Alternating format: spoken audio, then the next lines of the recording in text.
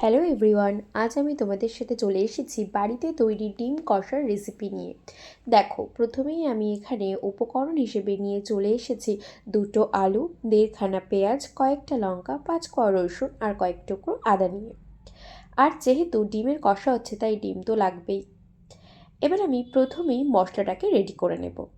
সেই জন্য এখানে আমি মিক্সার গ্রাইন্ডারে জিরে, আদা, রসুন আর শুকনো লঙ্কা ভালো করে পেশাই করে নিয়েছি। মশলাটা হতে হতে এদিকে ডিমটাকেও সেদ্ধ বসিয়ে দিয়েছি। ডিমটা সেদ্ধ করার সময় সামান্য একটু লবণ দিয়ে সেদ্ধ করতে হবে।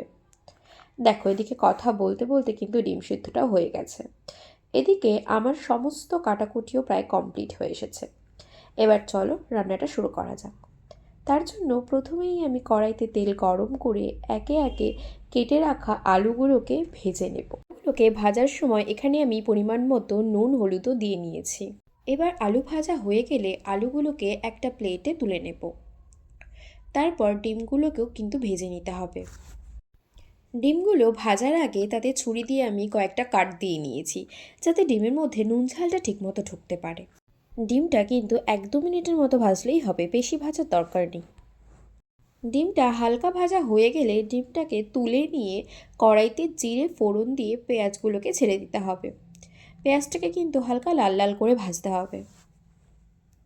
পেঁয়াজগুলো হালকা ভাজা ভাজা হয়ে এলে এবার লঙ্কা আর টমেটোটাকেও দিয়ে দিতে হবে।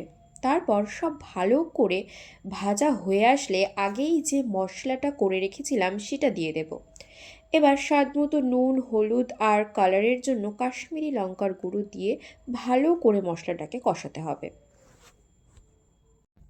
দেখো, কষানোর সময় কিন্তু মশলার কালারটাকে কিছুটা এরকম হতে হবে। আমি আবার পরে একটু জল দিয়েও কষিয়ে নিয়েছি। মশলাটা কষানো হয়ে আসলে ভেজে রাখা আলুগুলো এবার ওর মধ্যে দিয়ে ভালো করে কষিয়ে নিতে হবে। যখন কালারটা ঠিক এমন পর্যায়ে চলে আসবে তখন পরিমাণ মতো জল দিয়ে ফোটাতে হবে। জলটা একটু ফুটে আসলে তারপর ডিমগুলো একে একে দিয়ে দিতে হবে। তারপর আর কি, ভালো করে ফুটে আসলেই রেডি গরম গরম ডিম কষা। আর তোমাদের যদি রেসিপিটা ভালো লেগে থাকে তাহলে প্লিজ ভিডিওটা লাইক, কমেন্ট, শেয়ার করে দিও। আর হ্যাঁ, সাবস্ক্রাইব করতে কিন্তু ভুলো না। আর যারা ফেসবুক থেকে দেখছো তারা ফলো করে দিও প্লিজ।